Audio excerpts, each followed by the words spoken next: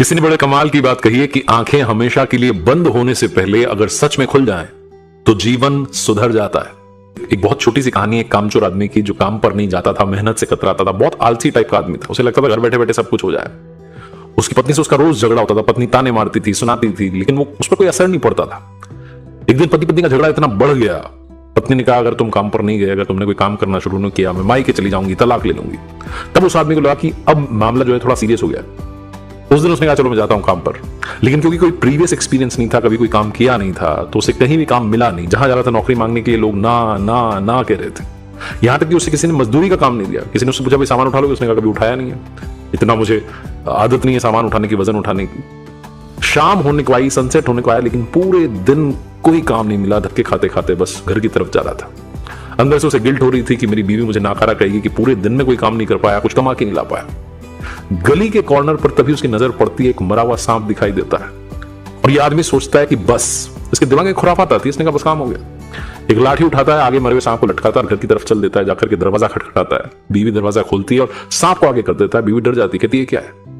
तो आदमी कहता है कि आज मैंने जो मेहनत करी ना उसके बदले में फल मिला है, ये काम पर गया था उसका रिजल्ट है। बीवी समझ जाती है कि पता नहीं क्या कह रहे हैं, लेकिन बेचारा पति पहला प्रयास तो किया। पति से कहती है आओ आप भोजन करो। बाहर जाती है, लाठी पर जो सांप लटका था उसको उछाल करके घर की छत पर फेंक देती है और ऊपर वाले से कहती है प्रभु देख लेना, मेरे पति ने आज पहली बार प्रयास तो किया, इसका फल दे देना। कमाल की बात ये होती है कि अगली सुबह चमत्कार ये होता है कि उस घर की छत के ऊपर से एक चील गुजरती है। उस चील के मुंह में एक हीरो का हार था। उसकी नजर पड़ती है, नीचे छत पर एक मरा हुआ सांप पड़ा है। वो हार को नीचे गिरा देती है, सांप को उठा लेती है, उड़ जाती है। थोड़ी देर के बाद में जब इस कामचोर व्यक्ति की पत्नी पहुंचती है छत पर कपड़े सुखाने के लिए, तो वो देखती है कि वहां हार पड़ा हुआ है।